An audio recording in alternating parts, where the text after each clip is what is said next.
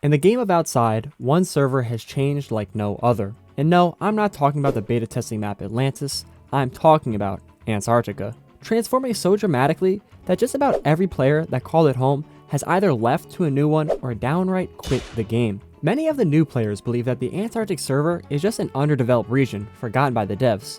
But if you're an OG like me, you'll know that just isn't the case. So today, we're going to do an overview of this strange server, its history, as well as its current state. And then lastly, leaks and conspiracies the community has been talking about, alluding to future expansions. But let's first start with a short background of the server itself. In the pre-alpha days before the map split, Antarctica was part of the Pangea super server. At that time, land-based gameplay lacked diversity, with points of interest being relatively uniform in terms of environment. This meant that one build could pretty much excel anywhere across the game, making most players specialize in the same traits, to the extent that 95% of players were pursuing the Lystrosaurus build path. And because of this, the meta got way too stagnant. Thankfully, the devs decided to counteract this by adding the plate tectonic mechanic, which the community has since dubbed the Continental Drift Update, that ensured each season would see some type of change to the map, guaranteeing that the meta would never get so defined ever again. And once it was added, it did exactly that.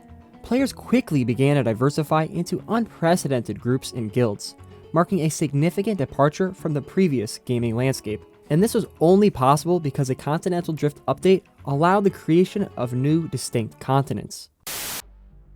Approximately 200 million years ago, the first two servers went live, Laurasia and Gondwana. These two continents essentially served as the grandfathers to all modern day servers we have today. And it was Gondwana that was a grandfather to Antarctica, along with South America, Africa, and Australia. But for now, the two new continents allowed for specific build classes to diversify and occupy the same niches without direct competition between each other. In turn, players are now able to spec into certain traits that would bring entirely new playstyles all across the game. For example, Laurasia was home to the famous Triceratops guild, while Gondwana was home to the Spinosaurus. And these dramatic build differences were only possible because of this update. But as the seasons passed, Gondwana began to feel a little stale, and players wanted more range in build possibilities. So the devs acted on this and would extensively update the server, dramatically altering the points of interest, and eventually leading to 3 distinct continents finally being formed. And even though the players had been wanting more, the developers were still undecided about whether or not to keep these changes. So for the time being, as a temporary measure, they opted to keep the continents connected with server links that the development team termed land bridges. These land bridges allowed for basically zero loading time when transferring between the servers. And this connection speed meant that many different types of flora and fauna would be interchangeable between the continents. But out of all the connection points, Antarctica would see the most shifts between players, as it essentially acted as the server hub between South America and Australia, which made Antarctica full of a wide range of builds. However, the dispersion between the servers was reliant on more than just the land bridges. If it weren't also for the climate and temperature, these transfer speeds would have been impossible. As this was before the Ice Age update, Antarctica was nothing like it is today. With worldwide temperatures far higher, Antarctica was a continent filled with huge spanning forests, mountain ranges, rivers, streams, and beautiful coastlines. A perfect place for many to call home. And many players did. For example, some of the builds that we know live there include the Cryolophosaurus, which were some of the first large predator dinosaurs ever to get released. But there are many other players here as well, such as Pterosaurus, Ankylosaurus, and many other types of small mammals. Nevertheless, while this was a perfect place to call home for some, the idea of staying in this server didn't seem so nice to others for one reason or another, so they just kept moving. And the most notable case of this were the marsupials, who are the premier example of how effective these land bridges are. Originally evolving to live in South America, one day one of the marsupial members created a Reddit post challenging each other to a race to Australia, and many people competed in this. Yet this was pretty poorly timed, as when the race finished, the next map update came out, deleting the land bridge between Antarctica and South America completely, stranding the marsupials that competed from their home. And many of them just decided to stay in Australia, and this event would lead to their eventual domination over the continent.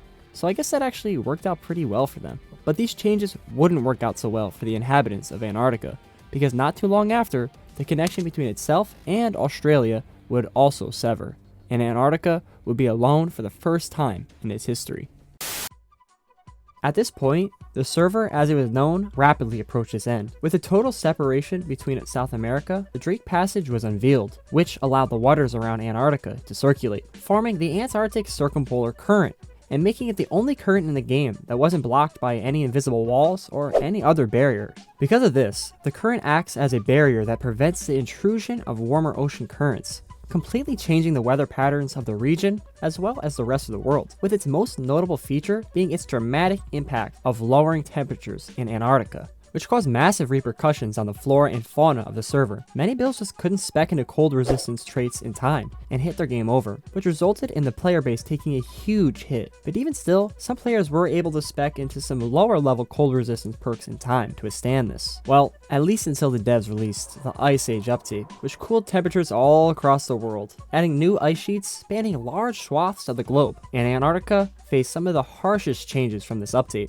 transforming that once green and warm continent into its current state, an icy, inhospitable server for most flora and fauna, which is why nearly all of its inhabitants are completely gone. They didn't have enough evolutionary points saved up to spend on such a rapidly changing environment. But despite the challenges, certain groups demonstrated remarkable resilience. Players who specialize in specific adaptations like semi-aquatic lifestyles as well as maxed out cold resistance were still able to survive in such a harsh environment, exemplified by the penguins, whose player base even now numbers in the tens of millions, standing out as one of the rare builds capable of thriving in the Antarctic server. The reason the devs changed a map in such a drastic way isn't really known. The fact that they basically made it impossible for any players other than the most specialized to survive is very suspicious to many, and has raised no end of speculation.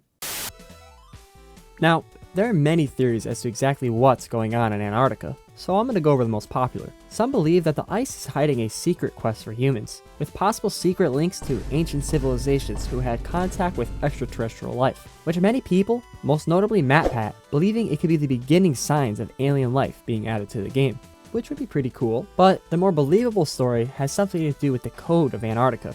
Data miners who are known for gathering information about the game's servers have had extreme trouble in doing so on the Antarctic server. This is because in most places, to keep the server safe, only the typical firewall is used as protection against hackers, but for some reason, the dev team added an extra layer of cybersecurity measure to the Antarctic, which the community has dubbed the Ice Wall. And behind this ice wall, many believe that the devs are hiding a possible map expansion, with all new servers, build paths, and environments for the community. But as of right now, this is all speculation, and nothing has been officially announced. But to me, the most probable reason for these changes is that the devs wanted to make another continent suitable for different playstyles. Nevertheless, the history of Antarctica has been a grueling one, and has likely been the only server to change so dramatically. But for now, let's just be happy and hope that this doesn't happen to any other server, because I'd be so annoyed if this happened to my level 100 Panda build. Tell me what you guys think. Do you think this change added more variety to the game? Did you get affected by this change? And what do you think the future holds for the Antarctic server? I think a map expansion would be awesome. Anyways though, as always, thank you for watching. Please like, and let me know if you'd like more videos like this in the future. But for now, Jayhona out.